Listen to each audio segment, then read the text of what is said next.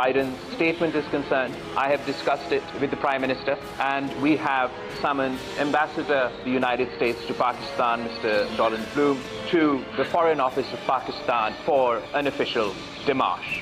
Of Pakistan's nuclear assets are concerned, we meet each and every international standard in accordance with the IAEA as far as the safety and security of our nuclear assets. I am surprised by the remarks of President Biden. I believe this is exactly the sort of misunderstanding that is created when there is a lack of engagement. अस्सलामुअलैकुम, मैं हूं एमन चौधरी और आप देख रहे हैं programme experts. आज के प्रोग्राम का हिस्सा हैं हाफिज ताहिर, महमूद अशरफी, अमार मसूद साहब, सलमान आबिद साहब और हमें साथ रहेगा नसीम सिद्दीकी साहब का। नाजरीन, पाकिस्तान के खिलाफ अमरीकी अज़ाइम खुलकर बिलाखिर सामने आ चुके हैं।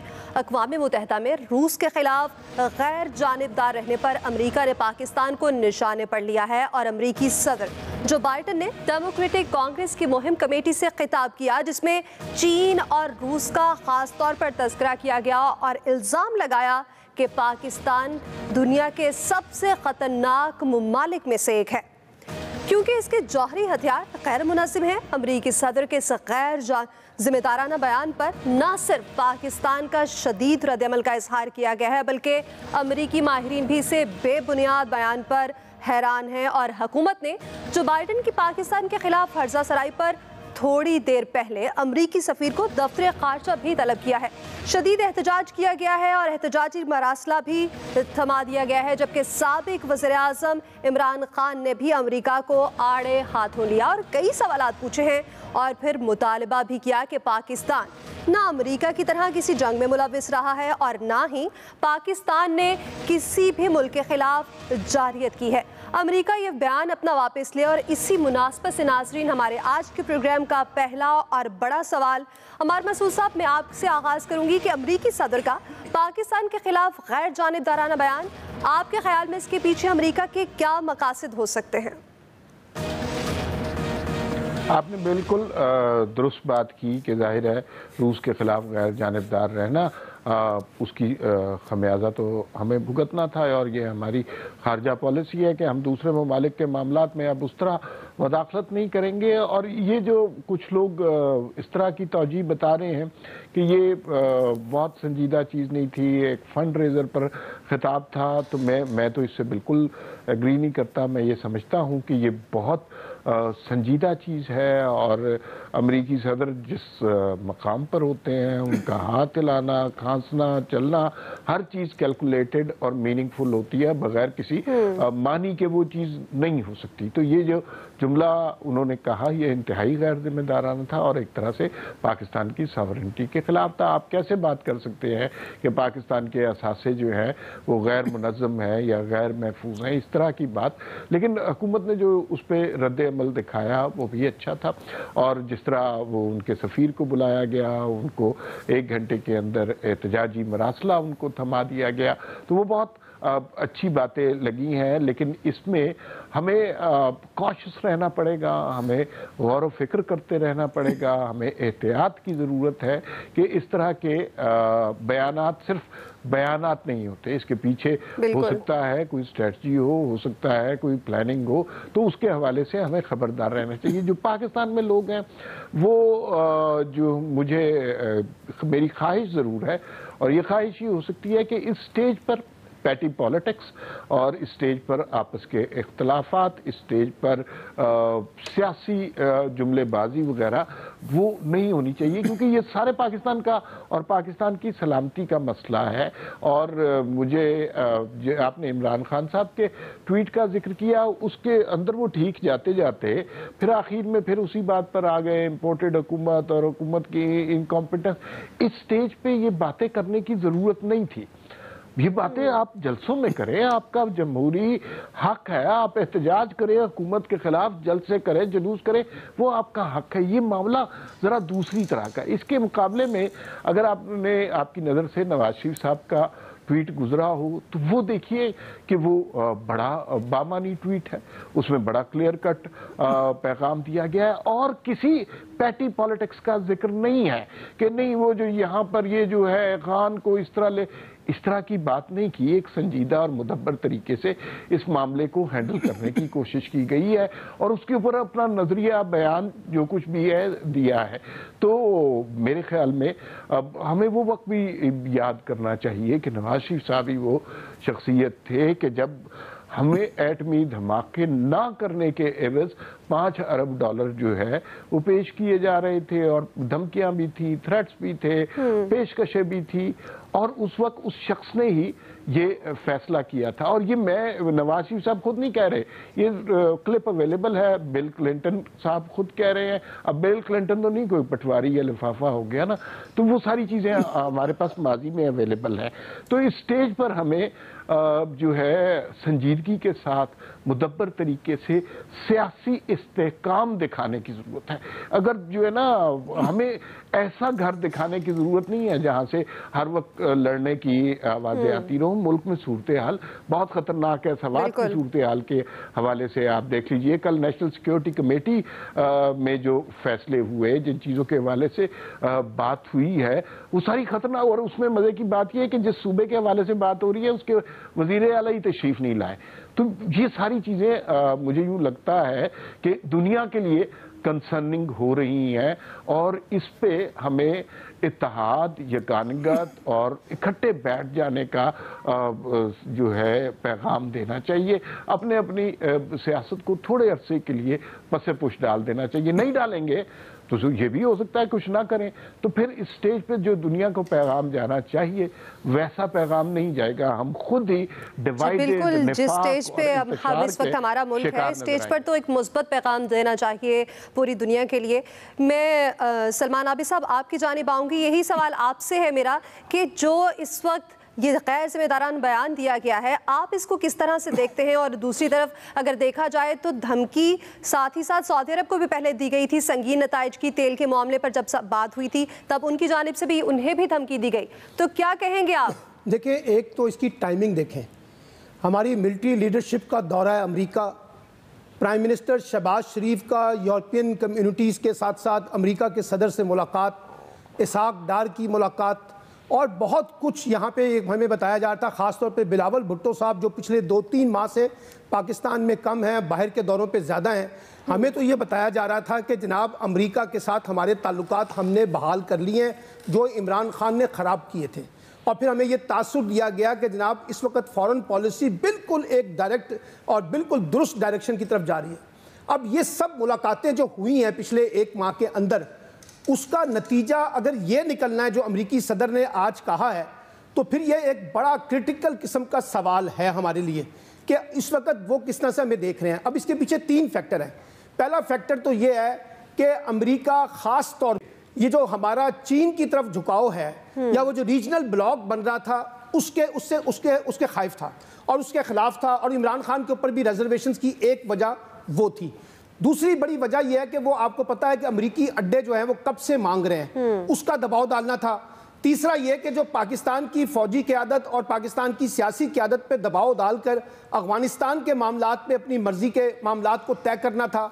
और चौथा ये कि जो सी पैक के कॉन्टेक्स्ट में जो अमेरिकन रिजर्वेशंस हैं उस कॉन्टेक्स्ट में अपनी चीज़ों को लाना, और फिर ख़ास तौर पे भारत को खुश करना, क्योंकि उनका हमेशा से मुतालबा रहा है अमेरिका का कि पाकिस्तान इंडिया की जो हेजमनी है उसको कबूल कर ले। अब ये 4-5 फैक्टर हैं, लेकिन इसका मतलब ये हुआ कि जो पिछले 1 माह से हुकूमत कोशिश कर रही थी, वज़ीर ख़ारजा कोशिश कर रहे थे, उसका तो कोई नतीजा नहीं निकला। आज उन्होंने बिल्कुल ठीक हमें हिट मारी है और यह अमार मसूद ने बिल्कुल ठीक कहा है कि बिलावल ने बहुत गैर जिम्मेदाराना तरीके से कहा है कि यह कोई इनफॉर्मल बयान है। भाई बयान होता है, फॉर्मल या इनफॉर्मल के चक्कर में ना पड़े। एक बात ये ठीक है कि हुकूमत ने उसके ऊपर रिस्पॉन्स किया, मैं अमार साहब की बात से इत्तफाक करता हूँ, लेकिन सवाल ये भी है कि आप इस वक्त जो अमेरिका के ऊपर बहुत ज़्यादा डिपेंडेंट हैं, और हमारे यहाँ बहुत से लोग ये कहते हैं जी चाइना और रशिया के मुकाबले में हमें अपनी फॉरेन पॉलिसी अमेरिकन सेंट्रिक रखनी चाहिए। तो उनसे सवाल तो ये बनता है ना कि जी अमेरिकन सेंट्रिक अगर हम अपनी पॉलिसी रख रहे हैं तो उसका नतीजा अगर ये बदएतमादी का माहौल मिलना है और ये कहना कि Pakistan is the worst country in the world, یعنی آپ افغانستان کو بھی بھول گئے ہیں اور باقی ملکوں کو بھی بھول گئے ہیں.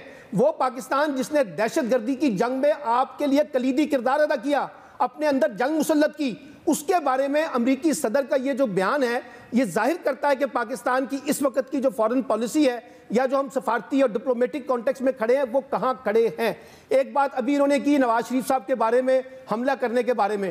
اب یہ ٹھیک ہے, لیکن اگر مجید نظامی صاحب مرحوم کی بھی کوئی چیزیں پڑھ لیں جس میں انہوں نے بتایا کہ نواز شریف صاحب تو ریلیکٹنٹ تھے اپنا ایٹمی دھماکے کرنے کے لیے, اور پھر انہوں نے کیا رول پلے کیا وہ بھی مجید نظامی کی تحریروں میں موجود ہے, گور ایوب کی کتاب بھی موجود ہے. میں اس بحث میں نہیں پڑھنا چاہتا. پرابلم یہ ہے کہ پاکستان کے اندر جو بھی حکمران آتے ہیں نا وہ زیادہ تر امریکہ کے اوپر جو بہت زیادہ ڈیپینڈنٹ ہو کے نا امریکن انفلوئنس کا شکار ہو جاتے ہیں, اور ہم یہ سمجھتے ہیں کہ جی امریکہ کے بغیر تو ہمارا جو ہے نا کچھ بھی نہیں ہوا. یہ جس وقت عمران خان نے بیان دیا تھا چائنیز سینٹرک کے ہونے پہ, رشیا سینٹرک ہونے پہ, تو یہاں لوگوں نے بڑا مذاق اڑایا اور کہا جی امریکہ کے بغیر تو ہماری دال نہیں گلتی, ہم تو چلا نہیں سکتے ملک, ہم تو یہ نہیں کر سکتے. بالکل باتیں ٹھیک ہوں گی, لیکن یہ کہنا کہ ہم اتنے کمزور ہو گئے ہیں کہ جیسے امریکہ کہے گا ویسے ہم نے چلنا ہے, تو اس کے باوجود بھی اگر ہمیں آج امریکی صدر سے یہ کچھ سننا پڑ رہا ہے تو یہ پورے پاکستان کے کانٹیکس میں ایک سوالیہ نشان ہے, اور اس کے اوپر بالکل سخت قسم کا موقف ہونا چاہیے. آپ کا ہی جو پوائنٹ ہے اسے ہی میں حافظ طاہر محمود اشرفی کی صاحب کی جانب لے جانا چاہوں گی. ان سے جاننا چاہوں گی کپتان کا جو بیانیہ تھا امریکہ مخالف, وہ اس جو سامنے بیان آیا ہے صدر جو بائیڈن کا, اس کے بعد کتنا مضبوط ہوگا؟ بسم اللہ الرحمن الرحیم نحمدہ ونصلی ونسلم علی رسولہ الکریم. دیکھیں پاکستان کی ایک اپنی آزاد خود مختار خارجہ پالیسی ہے, اور ہم یہ ٹھیک بات ہے اس میں کمی کوتاہی ہوتی رہتی ہے, نالائکی بھی ہوتی رہتی ہے, ہم مانتے ہیں, لیکن جو پاکستان کا جوہری پروگرام ہے نا اس کے اوپر کبھی کوئی کمی کوتاہی نہیں ہوئی, اور الحمدللہ پاکستان کا جوہری پروگرام جو ہے دنیا کے جن ممالک کے پاس یہ ایٹمی پروگرام ہے ان سے کہیں زیادہ بہتر ہے. لہذا حکومت نے یہ جو فیصلہ کیا ہے یہ بالکل مناسب اور درست سمت میں فیصلہ ہے, اور یہ ایسا ہی فیصلہ ہونا چاہیے تھا کہ جب آپ بغیر ذمہ داری کریں تو پھر آپ کے سفیر کو بلایا جائے اور اس کو بتایا جائے کہ بھئی یہ غیر ذمہ داری جو ہے یہ نہیں چلے گی.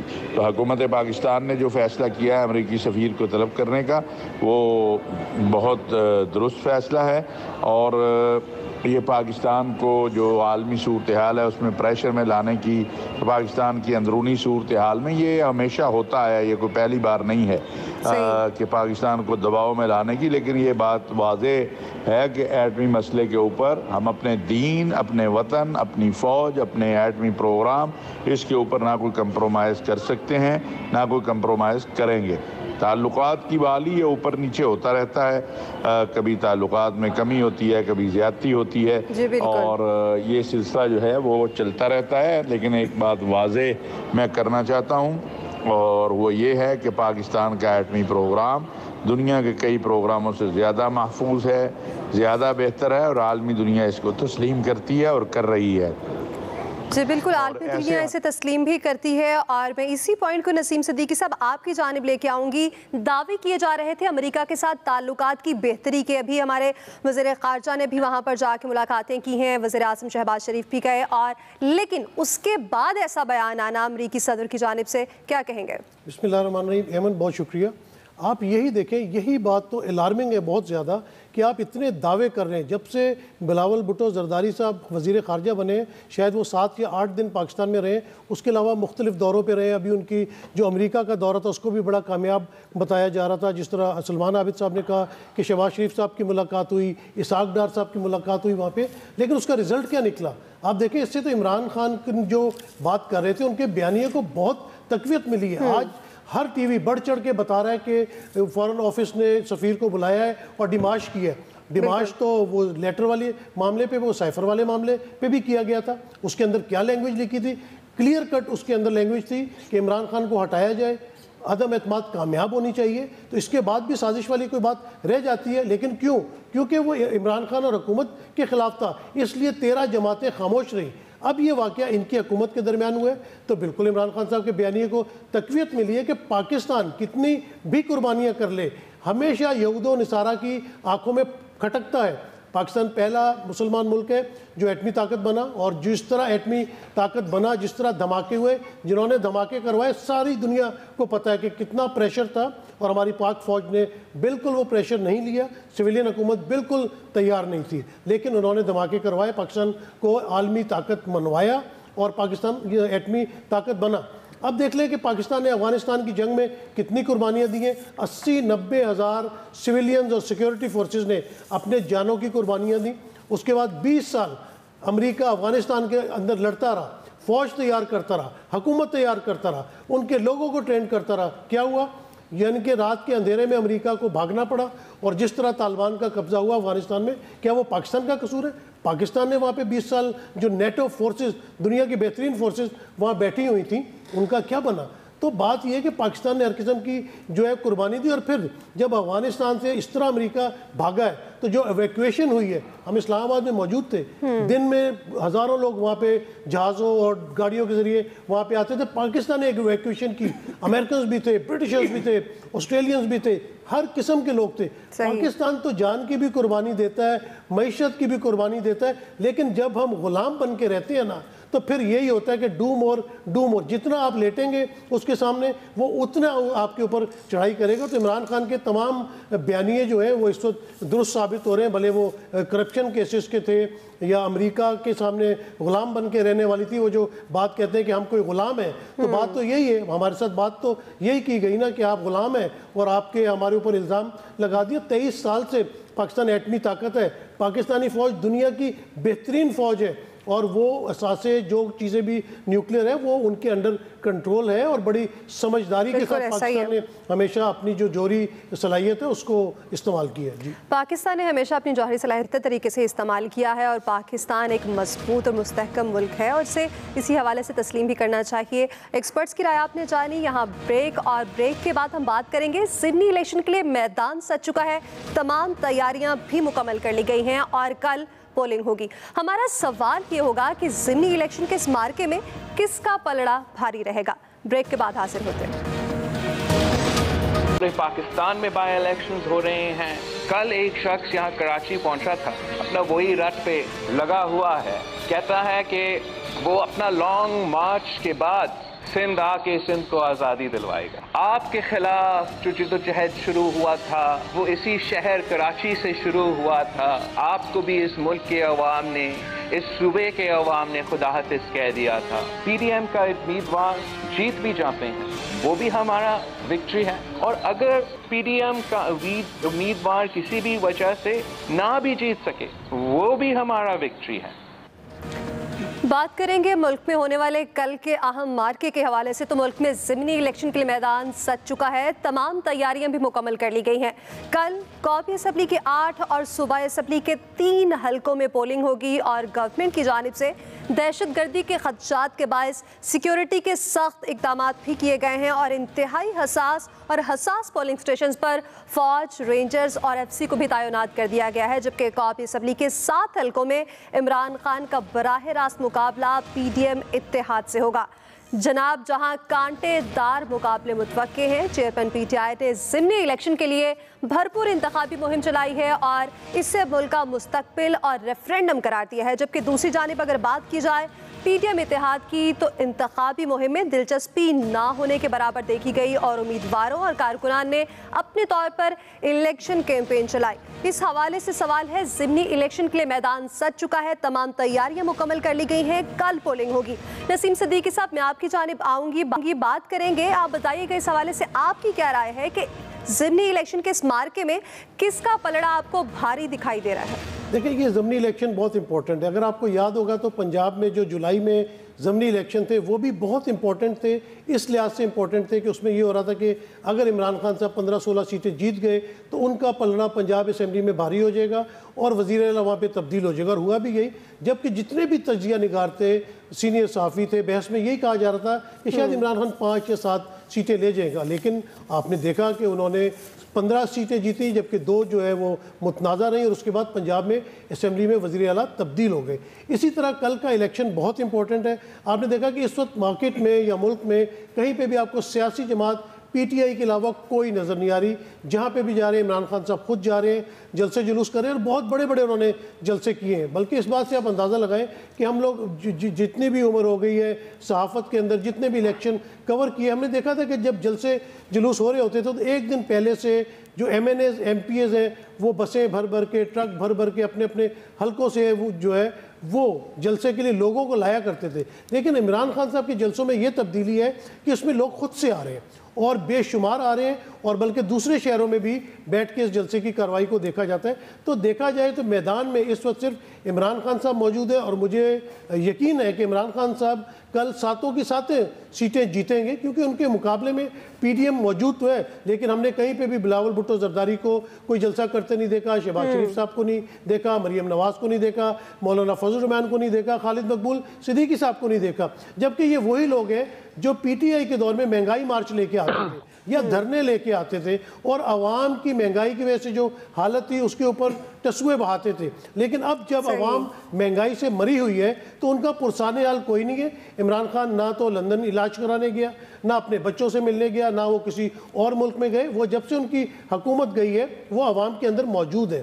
اور دوسری بات یہ ہے کہ جو عمران خان کے بیانیے ہیں وہ زندہ ہوتے جا رہے ہیں. آپ دیکھیں کہ جس طرح بالکل ایسا ہی ہے نصیب صاحب, عمران خان کے جو بیانیے ہیں وہ تو دکھائی دے رہے ہیں کہ وہ جس طرح سے بیانیے بناتے نظر آ رہے ہیں, مضبوط ہوتے جا رہے ہیں. عمار مسعود صاحب, میں آپ کی جانب آؤں گی, کہیے گا کہ جیسے کہ پنجاب کے جب ضمنی الیکشن ہوئے تھے تو جب وہاں پر نون لیگ کی جانب سے صرف کچھ 5 سیٹیں ہی جیتی گئی تھیں اور عمران خان نے جو سیٹیں اپنی حاصل کی تھی تو کہا گیا تھا کہ یہ ان کی اپنی ہی سیٹیں تھیں جو کہ ان کے پاس پہلے وہ جیتے تھے, تو انہوں نے واپس وہ سیٹیں جیت لی, تو کوئی بڑی بات نہیں ہے. تو کیا ایسا لگتا ہے کہ کل کے الیکشن میں بھی ایسا ہی کچھ ہونے جا رہا ہے؟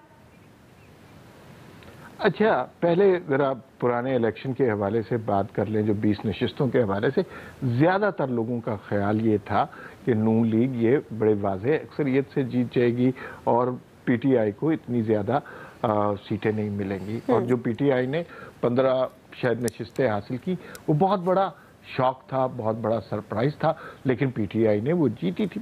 ایک اس کی توجہ یہ پیش کی جاتی تھی کہ مسلم لیگ نون کا جو ووٹر ہے اس نے پی ٹی آئی کے کینڈیڈیٹ کو جو ووٹ دینا پسند نہیں کیا. یہ اس کی ایک توجہ تھی, لیکن اس بات کو تسلیم کرنا چاہیے. حالانکہ مریم نواز سب نے اس میں کیمپین کی, لیکن وہ یہ نشستیں ہارے تھے اور بہت بڑا دھچکا تھا. اب تھوڑا سا ان ضمنی انتخابات کے بارے میں بات کر لیتے ہیں.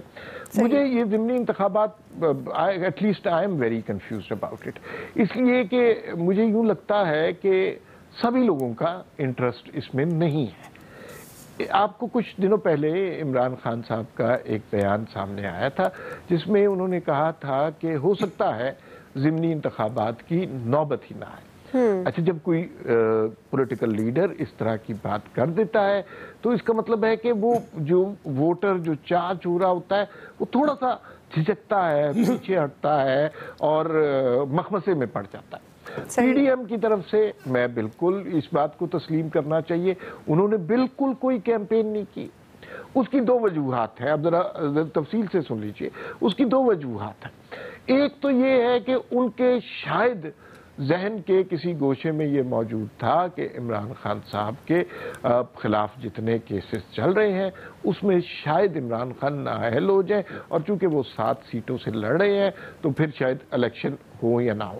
وفاقی حکومت اس حوالے سے انہوں نے درخواست بھی دی کہ یہ الیکشن سیلاب کی صورتحال کی وجہ سے 3 ماہ آگے کر دیے, لیکن ان کی درخواست نہیں مانی گئی. اس الیکشن میں دلچسپ لطیفہ یہ ہے اور اس کے اوپر سوچنا چاہیے, عمران خان قومی اسمبلی کے ممبر ہیں, ان کا استعفیٰ منظور نہیں ہوا, اسپیکر نے اسے ایکسیپٹ نہیں کیا.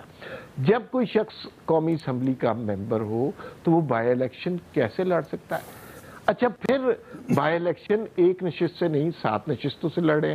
اس کا مطلب ہے کہ عمران خان کے علاوہ اس جماعت میں کوئی تنظیم, کوئی آرگنائزیشن, کوئی دوسرے کینڈیڈیٹ, ابھرتے ہوئے نوجوان سیاسی قیادت وہ نہیں ہے, صرف ایک شخص ہے. دوسری بات یہ ہے کہ یہ وہ ضمنی الیکشن وہ لڑ رہے ہیں جو پارلیمان میں جانا پسند نہیں کرتے. बिल्कुल ऐसा ही है। और जब पार्लियामान में जाना पसंद नहीं करते, फर्ज कीजिए हाइपोथेसिस के तौर पे 2 जुमले और दे दीजिए, हाइपोथेसिस के तौर पे 2 काम हो सकते हैं, या तो इमरान खान 7 नशिस्तें जीत जाएंगे या कुछ नशिस्तें जीत जाएंगे। अगर 7 नशिस्तें जीत गए, इसका मतलब है कि फिर हम ज़िमनी इंतखाबात में चले जाएंगे।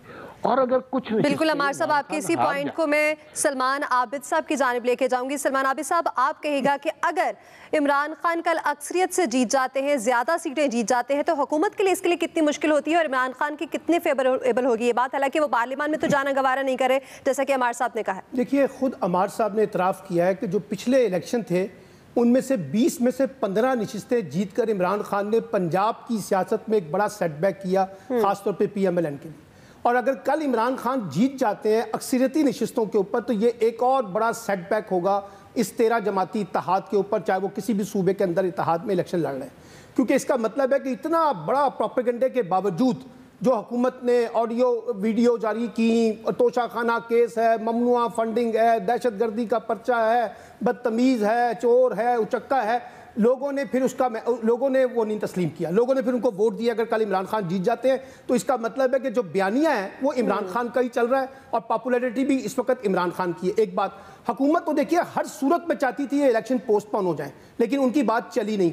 अभी इन्होंने कहा है कि जी उनका इस्तीफा कबूल नहीं हुआ। अगर इस्तीफा कबूल नहीं हुआ तो ये इलेक्शन कमीशन इतना बेवकूफ़ है कि उसने उनके 7 हल्कों के अंदर से कागजात मंजूर कर लिए। इलेक्शन कमीशन को नहीं पता था कि इनका इस्तीफा कबूल नहीं हुआ, उन्होंने किस हैसियत से उनके कागजात मंजूर किए गए, और आपको पता है उनके कागजात को चैलेंज भी किया गया था। एक बात। दूसरी बात यह है कि कोई कानून नहीं कहता कि आप कितने सीटों से इलेक्शन लड़ें, जितनी मर्जी सीटों से लड़ें, आप कानून बना लें, 1 से 2 से ज़्यादा से इलेक्शन नहीं लड़ सकते तो बात कर लेंगे। देखिए, बात यह है, ये इनके वहमो गुमान में नहीं था कि हुकूमत के कि इमरान खान खुद 7 सीटों पर इलेक्शन लड़ लेंगे, उनका ख्याल था उनके कैंडिडेट लड़ेंगे। अब आप अंदाज़ा लगाइए, कल मैं आपको पेशगी बता रहा हूँ, कल तोजीब वही होगी जो इन्होंने राना सनाउल्लाह साहब ने वहां पर पेश की थी। देखिए, ये तो सीटें पहले से ही PTI की थी, अगर PTI ने जीत ली तो कौन सा मार्का मार लिया। उसकी वजह यह है कि उनके कैंडिडेट, 2 कैंडिडेट को मैं जानता हूं जिनसे मेरी गुफ्तगू हुई है, उन्होंने कहा है कि हमें हुकूमत ने और हमारी पार्टी ने सियासी तौर पर यतीम करके मैदान में उतारा है, यानी किसी किस्म की कोई सपोर्ट नहीं, कोई जलसा नहीं। मरियम जो है जिन्हें कैंपेन चलानी थी वो चली गई लंदन अपना इलाज कराने के लिए। सलमान साहब, बिल्कुल ऐसा ही है। PDM तो कहीं कोई मुहिम करती दिखाई नहीं दी, कोई कैंपेन नहीं की गई उनकी जानिब से, हाँ, लेकिन PTI की जानिब से भरपूर कैंपेन की गई है। हाफिज ताहिर अशरफी साहब, आपकी क्या राय है, आप क्या कहेंगे? देखिए, जो मेरी इत्तलात है ज़िमनी इलेक्शन में नताइज जो हैं वो 50-50 भी हो सकते हैं। खान साहब मुमकिन है 4 सीटें या 3 जीत जाएं, 3 हार जाएं। ये PTI की सीटें हैं, लेकिन ये कहना पड़ेगा कि PDM जो है उसने जिस तरह कैंपेन करनी चाहिए थी उस तरह कैंपेन नहीं की। अदम दिलचस्पी का जो है, और ये जो पुरअमन इलेक्शन है ये बहरहाल इलेक्शन कमीशन के लिए एक चैलेंज है। फैसलाबाद में हमने देखा हवाई फायरिंग और ये सारा सिलसिला, तो इस हवाले से जो है बहरहाल ज़िमनी इलेक्शन कल के जो हैं वो मुस्तकबिल की सियासत पे भी असर करेंगे। लेकिन एक बात हमारे जहन में होनी चाहिए कि ये सारी वो सीटें हैं जो PTI जीती हुई थी।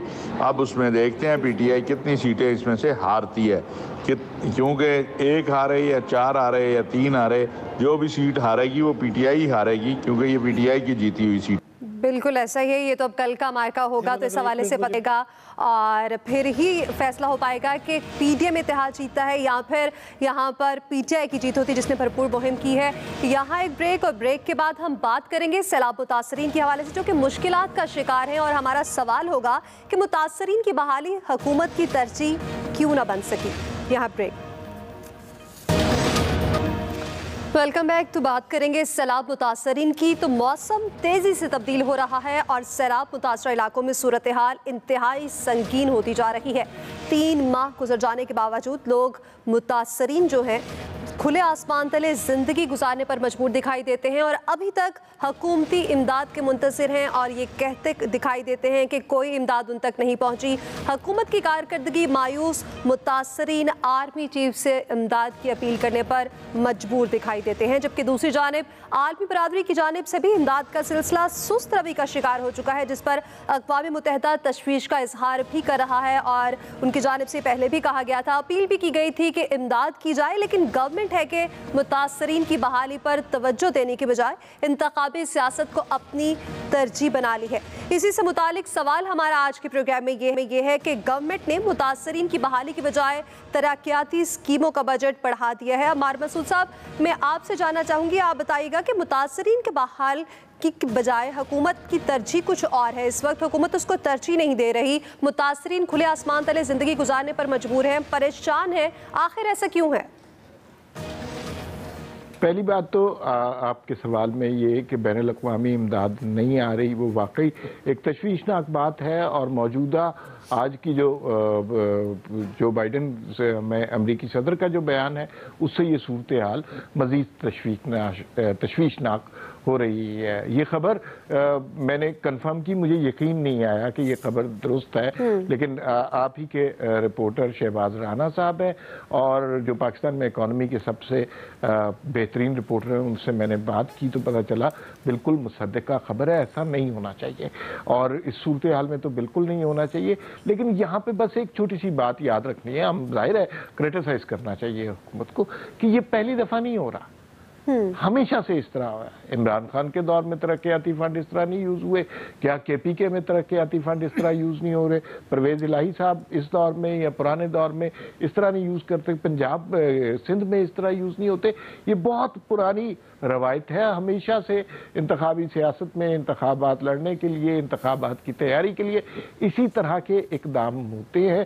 لیکن عمار صاحب، اگر یہ جو بات آپ نے کی کہ اسی طرح یہ سلسلہ چلتا آ رہا ہے اور اسی طرح سے یہ جو ترقیاتی فنڈز ہیں وہ عام پر یوز نہیں ہوتے، سلمان عابد صاحب میں آپ کی طرف آؤں گی، کیا یہ روش اس طرح برقرار رہنی چاہیے کہ عوام کو اس کا خمیازہ بھگتنا چاہیے نہ کہ حکومت کو اقدامات کرنے چاہیے؟ دیکھیں، ہمیں تو بتایا جا رہا ہے کہ اس وقت سب سے زیادہ امدادی سرگرمیوں میں حکومت جو ہے وہ اس میں انوالو ہے۔